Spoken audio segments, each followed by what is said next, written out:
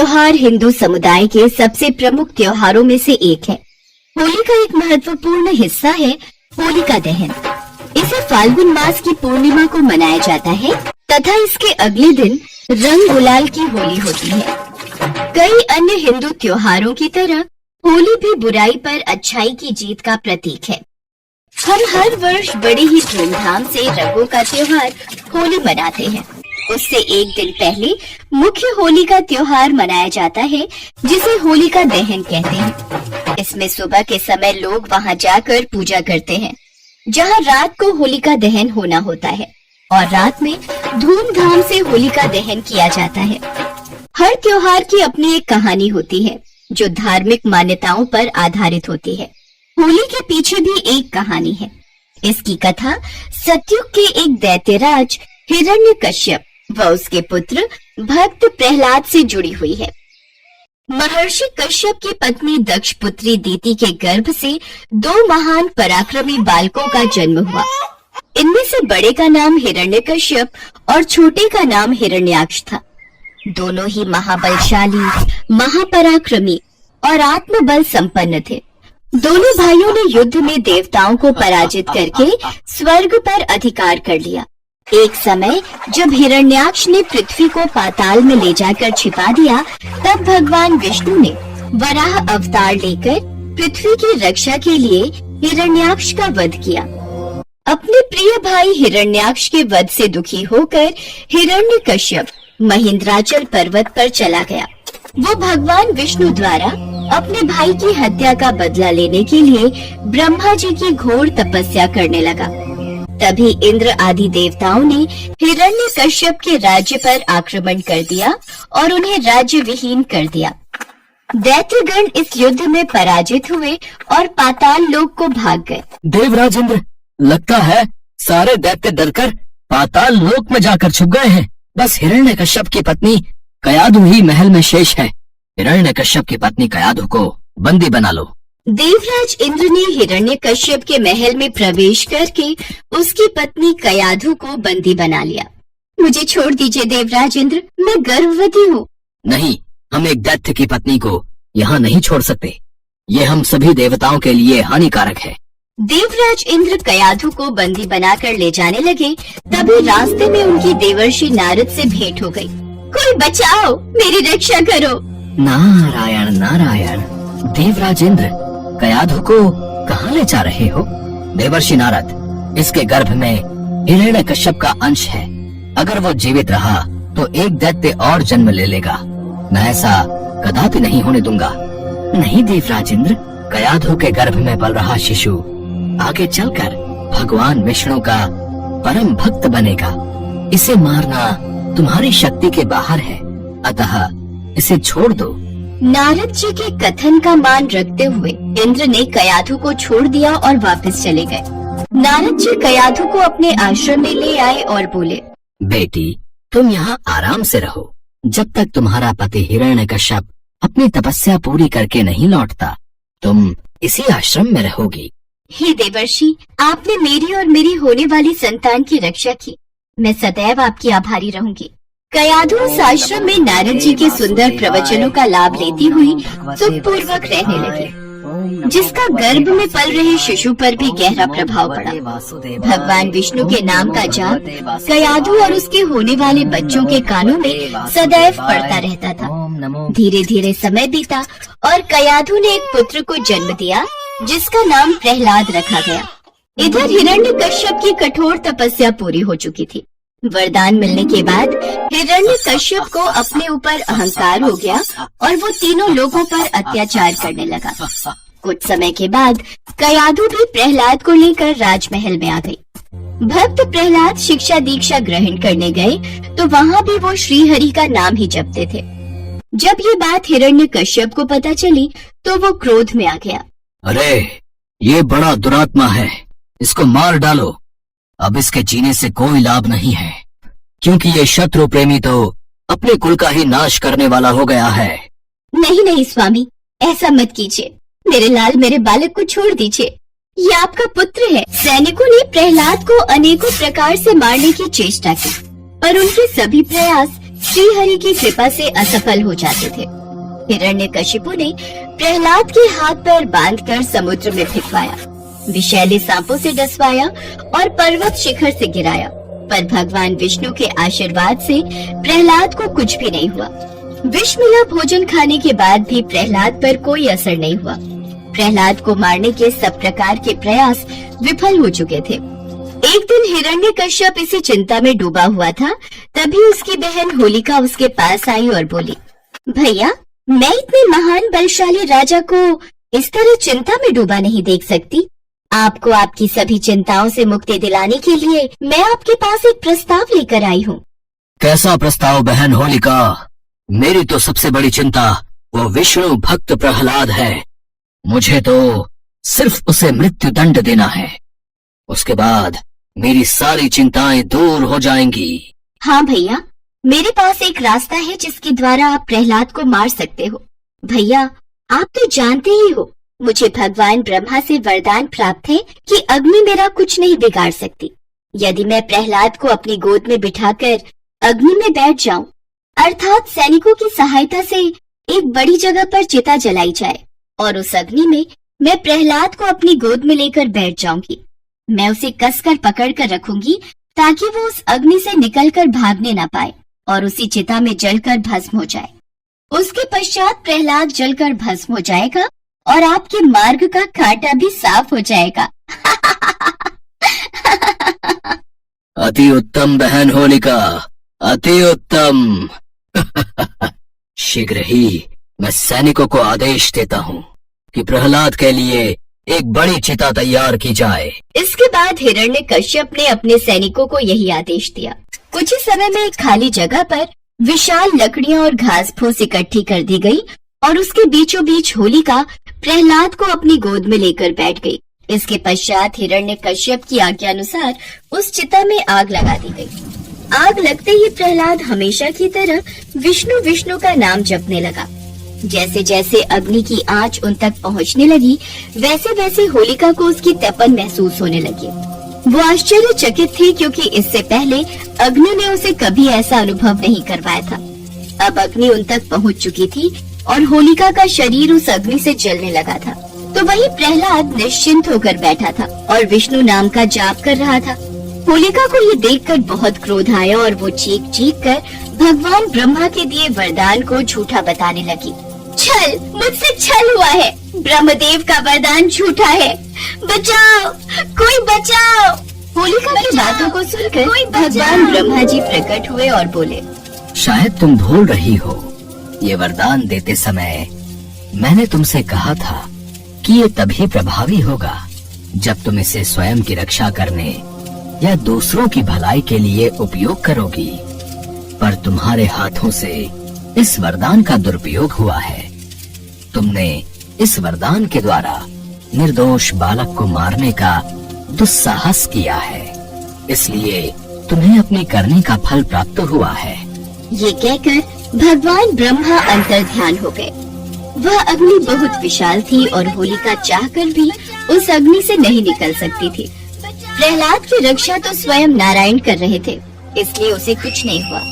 बाहर खड़े सभी सैनिक और हिरण्यकश्यप होलिका की चीख सुन रहे थे, पर कोई होलिका को नहीं बचा सका। देखते ही देखते होलिका का शरीर उसी अग्नि में जलकर भस्म हो गया, जबकि भक्त प्रहलाद सकुशल बाहर आ गया। तभी से इस दिन को होलिका दहन के नाम से मनाया जाता है और अगले दिन रंगों की होली होती है।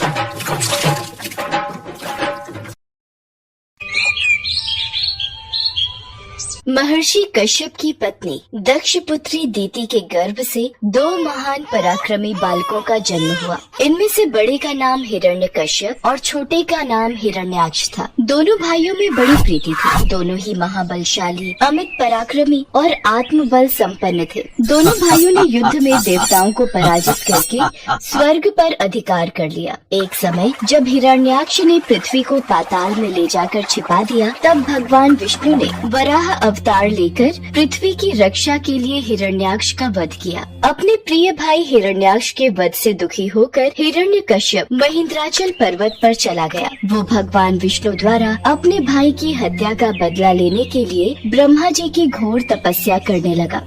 ओम ब्रह्मदेवाय नमः, ओम ब्रह्मदेवाय नमः, ओम ब्रह्मदेवाय नमः। यही सही समय है दैत्यों को परास्त करने का। हिरण्यकश्यप अपने राज्य में नहीं है।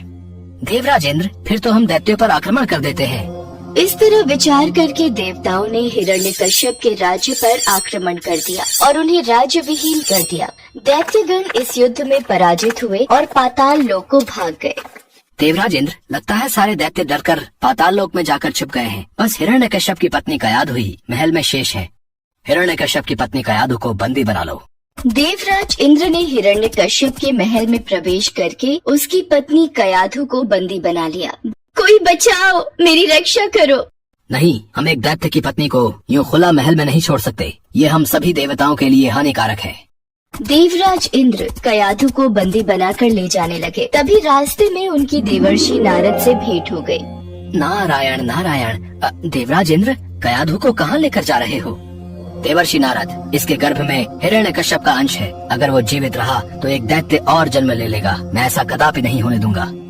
नहीं देवराज इंद्र, कयाधु के गर्भ में पल रहा शिशु आगे चलकर भगवान विष्णु का परम भक्त बनेगा। इसे मारना तुम्हारी शक्ति के बाहर है, अतः इसे छोड़ दो। नारद जी के कथन का मान रखते हुए इंद्र ने कयाधु को छोड़ दिया और वापस चले गए। नारद जी कयाधु को अपने आश्रम में ले आए और उससे बोले, बेटी, तुम यहाँ आराम से रहो जब तक तुम्हारा पति हिरण्यकश्यप अपनी तपस्या पूरी करके नहीं लौटता। तुम इसी आश्रम में रहोगी। हे देवर्षि, आपने मेरी और मेरी होने वाली संतान की रक्षा की। मैं सदैव आपकी आभारी रहूंगी।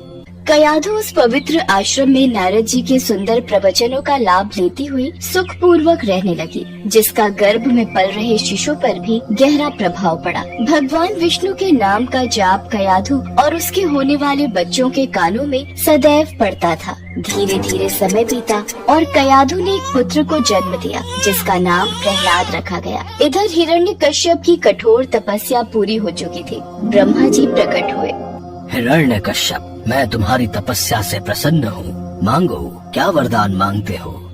ब्रह्मदेव, मुझे ऐसा वरदान दीजिए, मुझे न कोई घर के भीतर मार सके, न घर के बाहर, न अस्त्र से, न शस्त्र से, न दिन में न रात में, न मनुष्य से और न पशु से, न आकाश में न पृथ्वी में। ठीक है पुत्र, यदि तुम्हारी ऐसी ही इच्छा है तो मैं तुम्हें ये वरदान प्रदान करता हूँ।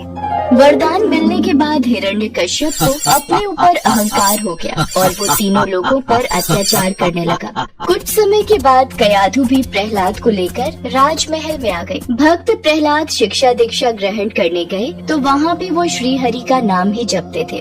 जब ये बात हिरण्यकश्यप को पता चली तो वो क्रोध में आ गया।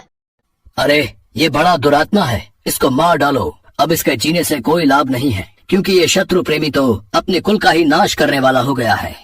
नहीं नहीं स्वामी, ऐसा मत कीजिए। मेरे लाल, मेरे बालक को छोड़ दीजिए, ये आपका पुत्र है। सैनिकों ने प्रहलाद को अनेकों प्रकार से मारने की चेष्टा की, पर उनके सभी प्रयास श्री हरि की कृपा से असफल हो जाते थे। हिरण्यकशिपु ने प्रहलाद के हाथ पैर बांधकर समुद्र में फेंकवाया, विषैले सांपों से डसवाया और पर्वत शिखर से गिराया, पर भगवान विष्णु के आशीर्वाद से प्रहलाद को कुछ भी नहीं हुआ। विष मिला भोजन खाने के बाद भी प्रहलाद पर कोई असर नहीं हुआ। जब प्रहलाद को मारने के सब प्रकार के प्रयास विफल हो गए, तब हिरण्यकश्यप की बहन होलिका उसके पास आई और बोली, भैया आप निश्चिंत रहिए, मैं प्रहलाद को गोद में लेकर अग्नि में बैठ जाऊंगी। आपको याद है ना, मेरे पास ब्रह्मा जी द्वारा दी हुई वह शॉल है, जिसे ओढ़कर मेरे ऊपर अग्नि का कोई प्रभाव नहीं होता। यदि ऐसा है होलिका, तो मैं अभी सैनिकों को आदेश देकर बड़ी मात्रा में अग्नि जलाने का प्रबंध करवाता हूँ। इसके पश्चात होलिका प्रहलाद को अपनी गोद में लेकर प्रज्वलित अग्नि में प्रवेश कर गई। पर ईश्वर की कृपा से प्रहलाद को कुछ भी नहीं हुआ और होलिका जलकर भस्म हो गई। क्या? होलिका अग्नि में जलकर भस्म हो गई? इसी समय प्रहलाद को पकड़कर मेरे सामने लाओ। प्रणाम पिताश्री, जय श्री हरि।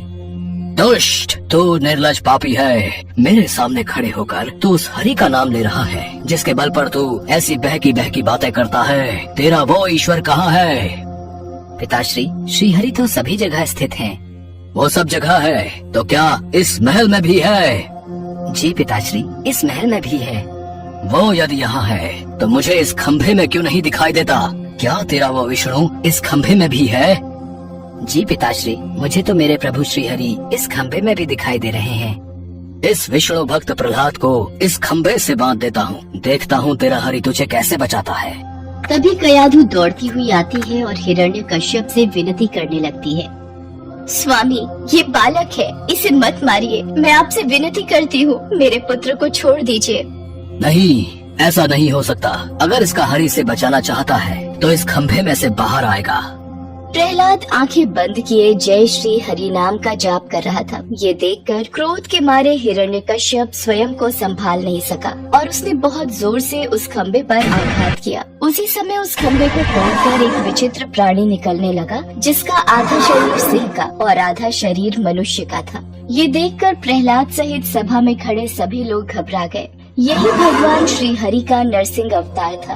उनका रूप बड़ा भयंकर था। उनकी तपाए हुए सोने के समान पीली पीली आंखें थीं। उनकी दाढ़ें बड़ी विकराल थी और वे भयंकर शब्दों से गर्जन कर रहे थे। उनके निकट जाने का साहस किसी में नहीं हो रहा था। ये देखकर हिरण्यकश्यप सिंहनाद करता हुआ हाथ में गदा लेकर नरसिंह भगवान पर टूट पड़ा। तब भगवान नरसिंह और हिरण्यकश्यप के बीच युद्ध आरंभ हो गया। नरसिंह भगवान ने हिरण्यकश्यप को झपट कर दबोच लिया और उसे सभा की चौखट पर ले जाकर अपनी जांघों पर गिरा लिया और बोले, हे हिरण्यकश्यप, ब्रह्मा जी के वरदान का आदर करते हुए मैं तेरा वध कर रहा हूँ। न दिन है न रात है, संध्या बेला है, न घर के भीतर न ही बाहर।